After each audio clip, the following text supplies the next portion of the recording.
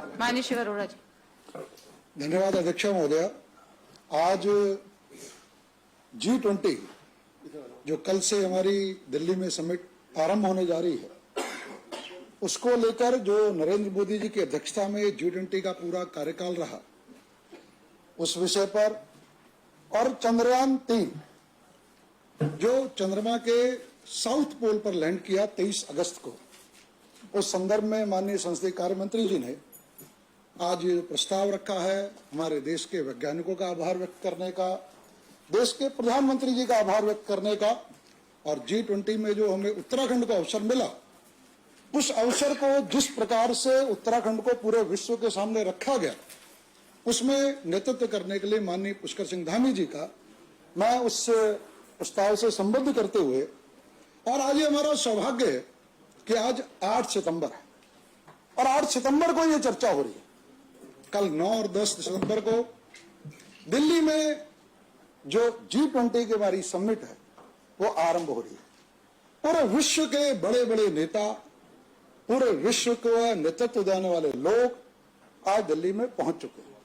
वैसे पहले भी बहुत आयोजन हुए हैं, ऐसा नहीं कि समिट पहले नहीं होते रहे, लेकिन इसकी बहुत बड़ी विशेषता, पहली बार ऐसा है कि संयुक्त राष्ट्र सुरक्षा परिषद के 5 जो स्थायी सदस्य हैं, जिन्हें 5P कहते हैं, वो एक साथ भारत में आए हैं।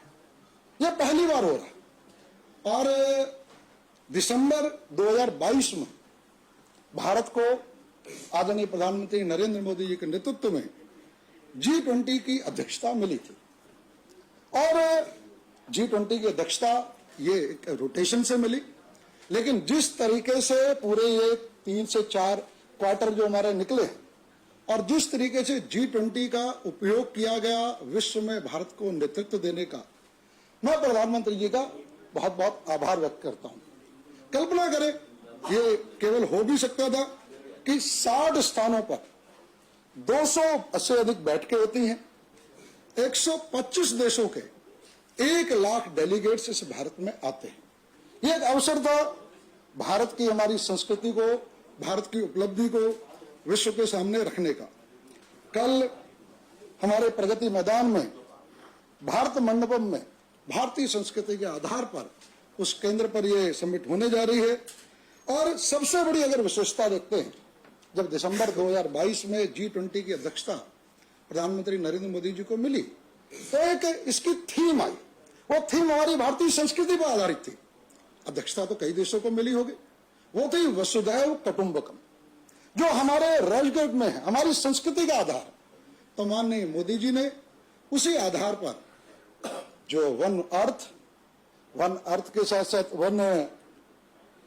वन फैमिली और वन फ्यूचर, ये जो थीम दी कि हमें अपनी सीमाओं से बाहर निकल के पूरा विश्व एक दिशा में आगे बढ़े, एक दिशा में एक परिवार की तरह सोचे, समस्याओं के समाधान को सोचे, इस दिशा में आगे बढ़े। जैसे जलवायु परिवर्तन का विषय उसमें बहुत बड़ा आया। जलवायु परिवर्तन में मोदी जी ने एक दिशा दी। पहले जलवायु की जो परिवर्तन की समस्याएं थी, उसमें होता था हमने क्या क्या रोकना है, रिस्ट्रिक्शन क्या लगानी है। उन्होंने रिस्ट्रिक्शन पे ना जाके अब हमें क्या करना है, क्या दिशा देनी है। योग को विश्व के केंद्र में लेके आए, एक ऐसी लाइफस्टाइल जो सस्टेनेबल हो, एनवायरमेंट के साथ हो, उसके केंद्र में योग को रखा। इसी का उपयोग करते हुए ईयर ऑफ द मिलेट्स, ये इसमें हमारा उपयोग है। और हम देखते हैं G20 के बीच में ही ये सारी सूचनाएं आती है कि भारत विश्व की 5वीं सबसे बड़ी अर्थव्यवस्था बन जाता है, ब्रिटेन को पीछे छोड़ने के बाद। और अभी प्रधानमंत्री नरेंद्र मोदी जी ने घोषणा की संसद में कि हम अगले 3 से 4 वर्षों में जर्मनी और जापान को भी पीछे छोड़ के विश्व की 3री अर्थव्यवस्था बनने जा रहे हैं। ये कल्पना करें, वह ब्रिटेन, वह जर्मनी, जापान, जिनके नाम से रोमांच होता था, आज वो हमसे पीछे छूटते चले जा रहे हैं। तो ये नेतृत्व है आदरणीय प्रधानमंत्री नरेंद्र मोदी जी का, और हम उनका आभार व्यक्त करते हैं। जहां तक चंद्रयान 3 की बात है, चंद्रयान 3 पे बहुत सारी चर्चा हो रही है, लेकिन उस क्षण को याद करें जब 23 अगस्त का 6:04 का था। ये कोई विवाद नहीं थे, ये कोई नहीं कह रहा था, हर व्यक्ति रोमांचित था, पूरा भारत नहीं विश्व रोमांचित था। वो विक्रम लैंड कर रहा है, उसकी सॉफ्ट लैंडिंग हो रही है। कुछ ही समय बाद उसका वो रोवर प्रज्ञान वो निकल के आ रहा है, वो रिसर्च करने आरंभ कर रहा है। 28 अगस्त को अपने रिसर्च में ये बता देता है कि इतने कैसे कैसे Please खनिज मिल conclude, रहे हैं। conclude. तो जिस प्रकार की उपलब्धि और जैसा माननीय मुन्ना सिंह जी ने कहा था, नेतृत्व का अंतर हमने 2019 में देख लिया था।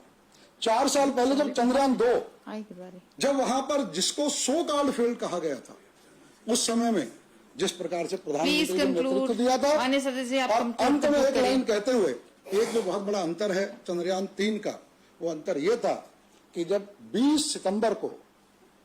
20 अगस्त को लूनो 25 जो रूस का था, लगभग 1800 करोड़ से बना था, जब वह फेल हुआ और लैंडिंग नहीं कर सका, तब हमारे जो इसरो के चीफ है एस सोम, उनसे लोगों ने पूछा कि रूस का जो लूनो 25 है वो फेल हो गया, इसका क्या दुष्प्रभाव पड़ सकता है। जो उनका जवाब था वो हमारे लिए गर्व करने वाला था। उनका जवाब था, ये हमारा अभियान वो अभियान है जो पूर्णतः आत्मनिर्भर है, पूर्णतः इंडिजीनियस है, और हमने किसी भी विदेशी टेक्नोलॉजी का उपयोग नहीं किया, इसलिए लूनो 25 से हमारे ऊपर कोई अंतर नहीं पड़ने वाला। तो ये जो उपलब्धि है ये पूरे विश्व के लिए, भारत पहला चंद्र जो है साउथ पोल पे जाने वाला विश्व का चौथी हम शक्ति बने। तो मुझे लगता है कि हमें वैज्ञानिकों का आभार व्यक्त करना चाहिए, और जो नेतृत्व दिया हमारे प्रधानमंत्री राम सिंह खेड़ा जी, उनका आभार व्यक्त करना चाहिए।